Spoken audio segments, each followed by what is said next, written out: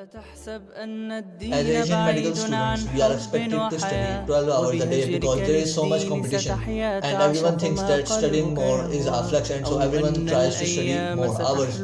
But what they don't realize is that most of it is a waste of time and shadow work. Everyone is a student, including you. So if you can learn the art of studying, it will be a lifelong useful skill. Now here is a question for you. If you only had 2 hours a day to study as a medical student, what would you study? The answer is not going to be to make my own pretty notes or spend 2 hours highlighting the book. No, instead the answer is going to be revise the questions which have been in past papers and revise the topics the teachers covered yesterday. Like there are only going to be 2 to 3 tasks which matter for every one of your goals. So only do those 2 to 3 tasks for every one of your goals. Like 3 months ago, I used to study like an average student, and what did happen? I got average marks, and my board exam marks were 986 out of 1100.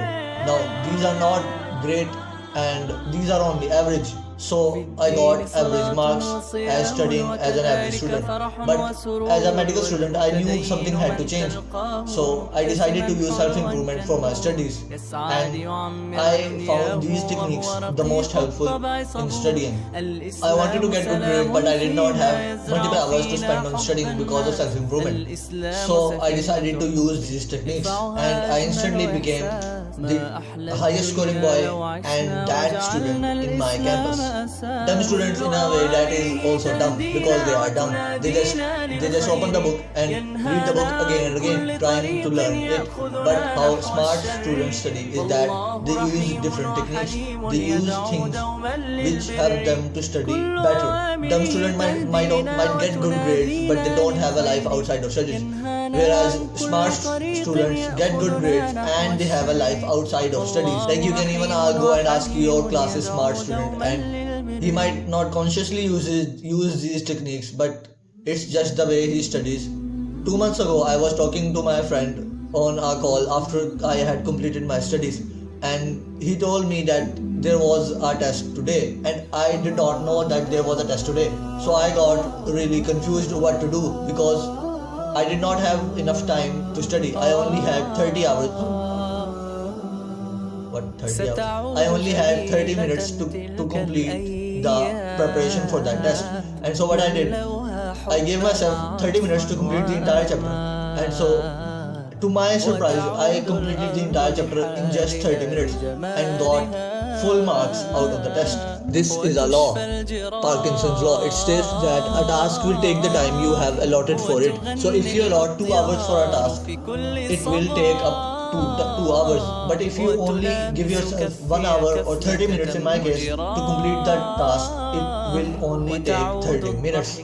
That is Parkinson's law. Set strict and clear deadlines for yourself. Say to yourself that I am going to complete this task at this time, and this way this decreases the chance of you daydreaming or anything or thinking about other things because you have a clear and strict deadline for yourself. Pressure yourself every time to decrease the deadline so that you get better every time. Now let's say that you have given yourself an hour to complete a specific task. Now if you don't complete the task in a single hour, it's okay, because if you can always add time to the task, but you can take back the time which has already been spent. So this is another benefit of using Parkinson's law. If you don't complete the task in 1 hour, you can add another 15 minutes. But if you give yourself 6 hours to complete the same task, you will complete the task in 6 hours. You must never say, I'll study. Be specific about the task you will study. Be specific about the things you are going to study today and right now. Like bro, you're going to study all the subjects every day anyway, so why don't study all the subjects in a specific order? In this way your brain knows that you study this subject before that subject, and your brain knows what is coming next. Bro, studying or working is not a time for socializing. Study alone. You need to study alone because this way you can focus on the task at hand and do it with your utmost focus and not get distracted. What you need to do is turn off all distractions. turn the notifications of your phone off. Go onto your phone right now if you respect for yourself any bit and turn off the notifications for every single app, including WhatsApp, bro. When you go to study, tell your family that I'm going to study and please do not disturb me. But bro, if they do disturb you because of something, do not be an idiot and call them names or anything. Tell them kindly not to disturb you while you are studying because you want the grades, right? Another thing you might be doing is that one moment you are studying maths and the next moment you are studying chemistry and the next moment you are studying physics and the next moment you are studying blah blah blah, and you get the point. Don't switch your gears every time, bro. Study one subject at a time and study it thoroughly.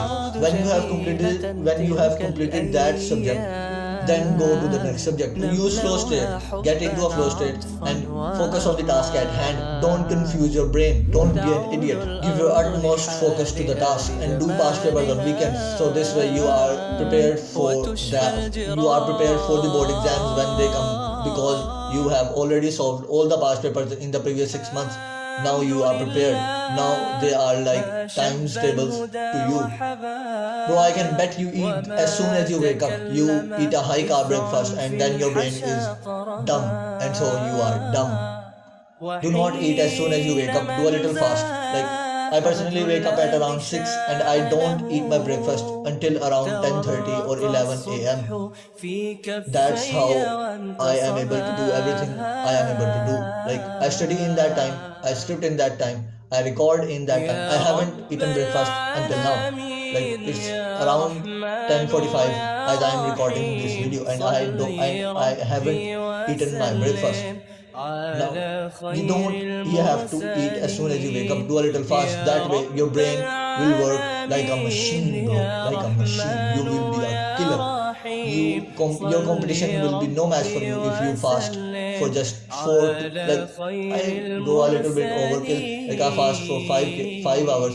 But if you just fast for 2 to 3 hours for the start, you can basically annihilate your competition. Only water and black coffee in water is allowed during this fast. They drink only water. I haven't eaten anything else. I have only drank water up till now. Now, as you are fasting, do the hardest task of your day first as soon as you wake up. Like, within 30 minutes to an hour of you waking up, you should be doing the hardest task of your day. You keep on saying to yourself that I will do that task later on the day. But at the end of the day, you don't do the task because you're an idiot and a lazy person. You can even take a cold shower before doing the hardest task of your day. Like, wake up, pray namaz, take a cold shower, get your morning sermon, and get to do the hardest task of your day. You might be studying. For me, like, some days it's studying, some days it's scripting for these videos. But these are the 2 hardest tasks of my day. So I do these 2 tasks at the start of my day. So I can guarantee you, if you combine deep work, intermittent fasting, Parkinson's law, 80 to 20 rule, and eat the frog task tactic, you will become a straight A student in less than a month. And this is how I was able to become a straight A student. You will annihilate your competition. Your competition will be no match for you, bro. I'm not going to lie, bro. This video will only help you if you take action. So, do good and I'll see you in Jannah.